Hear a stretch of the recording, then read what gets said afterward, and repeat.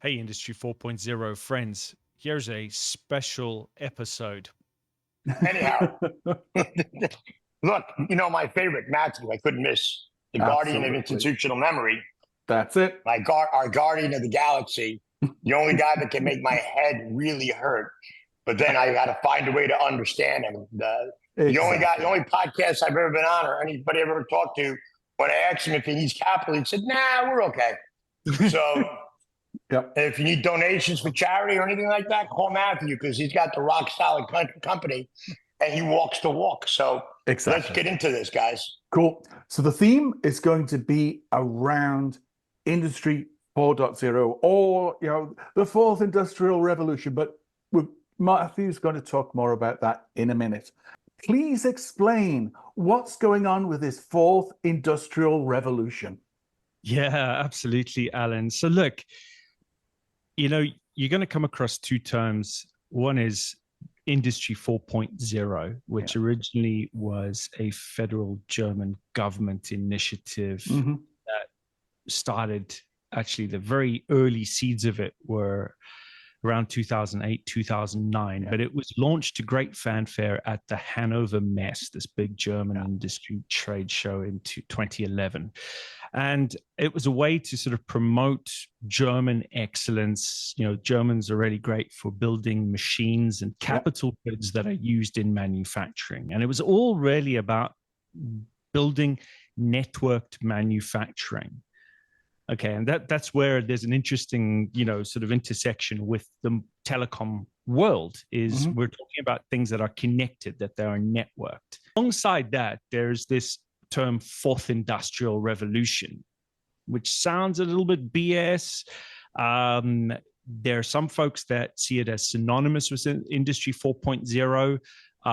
Because it tracks kind of the timeline from the very first industrial revolution. Aren't they leading the way, or is that a facade that we're just being told in the media? So who's leading the way? I think that's a key question. Is it China, in your view? No, far from it. I would say. Okay, great. This is great news. But China is kind of like a refined version of Industry 3.0. I would say that the innovation that's coming out of China isn't anything near to what we're seeing in some of the sleepy European countries, which are finally waking up, and also in North America as well, which are finally waking up and saying, you know what, hold on a second. We do need to actually have something in our real economy. We can't all be financialized and we can't just be consumers. So where we're seeing a lot of new manufacturing today is in luxury goods, is on craft goods, goods that are, again, have a strong brand, a strong sense of values on it, and they're giving people a reason to buy better. Who are the leaders in using data in manufacturing? The two examples that get trotted out are Tesla for electric vehicles and Amazon for their logistics and distribution and warehousing. Yeah. You're talking about two individual companies. Well, I think I was looking at it from a regional standpoint because you brought up Germany, and obviously everybody knows about German engineering and how annoying they are as people. And then we have the CCP and what they do there. I know how the United States has been completely cannibalized by the trade policies, which are now being changed. So you're talking about the leaders. So the leaders in the space, obviously, Amazon and Tesla, right? That really can't be copied. And yet they can.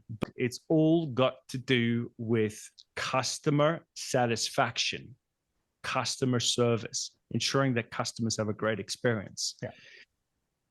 And I think that is, for Industry 4.0, that really is the key driver, right? Is delighting your customers and putting your customers and the usefulness, the value of your products center stage, right? So it's about having a stronger reason for demand for what you do. That is what it's all about. And then everything kind of like hangs off that. How you actually manufacture. And that's more important with Industry 4.0 than saying, well, actually, your technology is obsolete. We need to change your technology. Or, by the way, don't worry about your obsolete technology in this layer, so your automation layer. All you need is some shiny new software and everything will be great, because there's some vendors out there. And this, we're touching on kind of some of the BS now, right? That's being trumpeted about is, oh, you know what? You can be like Amazon just by putting your software inside Amazon Web Services. And it's like, oh, you're missing the point, right? If you are cranking out products that people don't really want to buy, and you have to go through great lengths to, force people to buy what you make because actually it isn't fit for purpose, and you're not actually delighting your customers, and you're not then, in order to understand how customers are delighted, you're using data that your manufacturing process produces. Well, that's the trick. It's not at all anything to do with the fact that, oh, I don't use the cloud, so I'm lagging behind, and I'm going to somehow magically modernize my business by throwing all of my ERP and my data collection and my IoT stuff with Amazon Web Services. Because that's not going to change anything, right? Because you haven't actually transformed from inside yourself. But it's not always about lowering cost. Okay. That's another thing that's also a subtlety here, is it's very often not to do about lowering cost. In fact, sometimes you want to increase your cost because it enhances the experience. Okay. I'm a little bit so we talk about digital transformation, right? And I'm just curious. So obviously, as everybody knows, I'm the largest debt holder in a company called Tintech, and we were trying to sell the company. And big conversation that the CEO, Nicola Wolfram, would bring up was, well, we're getting ready for the digital transformation. And I would look at her, I was like, what does that mean? What exactly does that mean? Why is everybody in our industry saying, oh, digital transformation? Okay, define that. I'm still trying to understand what that means. You guys got me going on 4.0. Yeah, sure. Well, digital transformation has become like such a hollow freaking term. It literally has lost all meaning because it means so many different things depending on which flavor of marketing BS is being applied on a blog or on some kind of. But it means nothing to smart money. It means nothing to Wall Street.